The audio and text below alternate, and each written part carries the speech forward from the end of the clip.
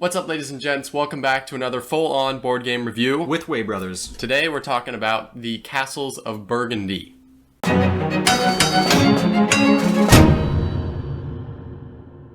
Let's talk about pros. Yeah, what I like most about this game, definitely what I like most about this is the variability.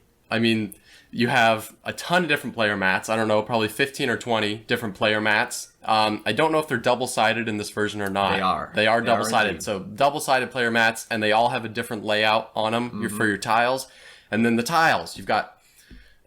there's so much variability. You've got a ton of different tiles, and then you've got 6 different sections on the board to which you pick from different piles randomly to put on there. So you're going to be picking different piles, which are different tiles, which are all different within those piles. Yep. And then put on spots differently every time. And then on top of that, you're rolling dice to choose which determines what you can pick up and where you can place it down. Yeah. It's off the charts. It's crazy. And I would say personally to me that, and replayability is different for everyone. Obviously, fun factor is important for that.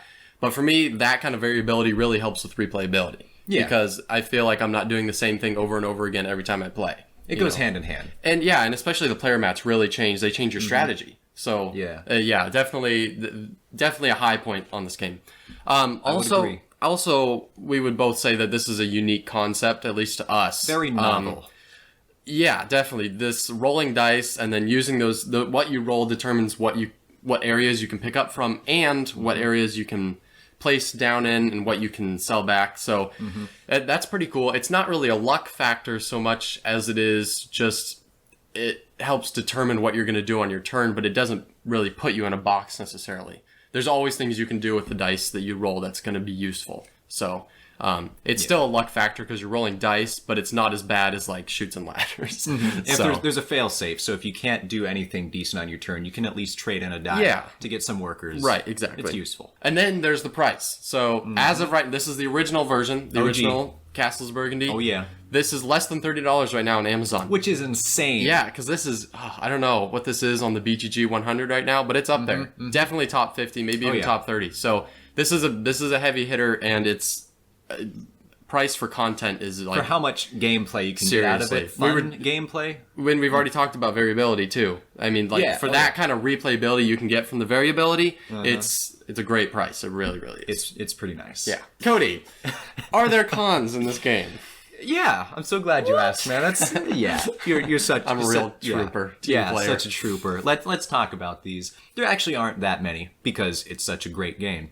But the gist, the thing that sticks out like a sore thumb. Definitely. You know, which I don't even know where that expression comes from because how often do you get sore thumbs? They don't really stick out that much. It's because you notice that you bump them on things. Okay, yeah. So it's more of a personal realization. Like, man, this is not. Anyway, let's stop talking about that, about sore thumbs.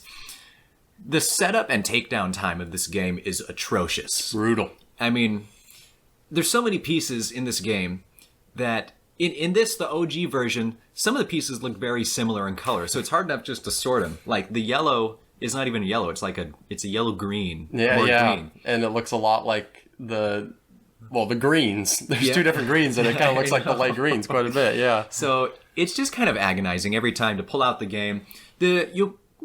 Probably hour 15 minutes gameplay.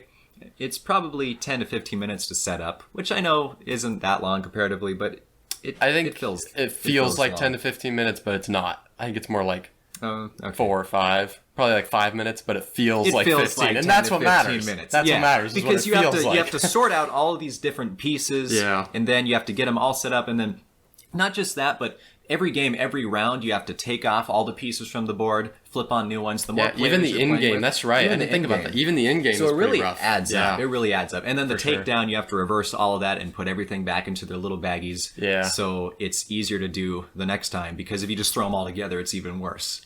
So, Castles of Burgundy, I love you so much, but I hate setting you up. Yeah. At least, definitely the low point on this game is that. Which at least the low point is not content related. Yes, that's a good thing for the game. Its lowest point is not content related. And the low point is not the price, which is also also good. Very good. Kind of the other main con of this is the learning curve. It's I think steep is the word to describe a learning curve that's not good. It's a steep learning curve. Yeah. There's a lot of elements to take in, a lot of little tiny rules. Every different piece each different type of piece that you're going to be playing onto your individual playing mat has a different set of rules associated with how it works. And then some of those pieces, you actually have to have a reference sheet to know what all of the different individual pieces do. So once you've played the game a few times, it's really not much of an issue. And it's fun having that variability with that, a lot of the different actions. Yeah, options. Actions, which is actions combined with options. But when you're first learning the game, it stinks. It does, rough. I don't particularly like teaching this game to people. No. What does this do? What does this do? What does this do? What does this do? Just shut up and play the game. Just pick one. Yeah, definitely rough. Yeah, those are the main things that the game has going against it, but it definitely does not outweigh the pros. I would certainly think. not. Okay. No. Yeah. Yeah. You've played this game quite a bit at this point. Yes. I've definitely played it a ton.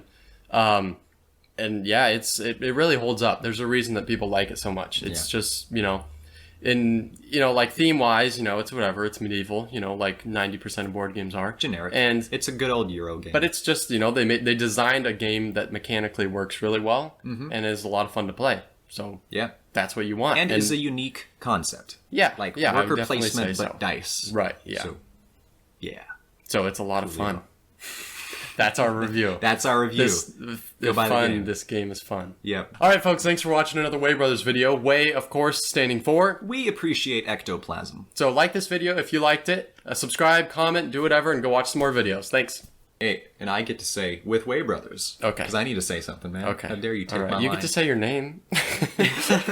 What's up, ladies and gents? Welcome back to another Way Brothers video. Today we are doing. Hey.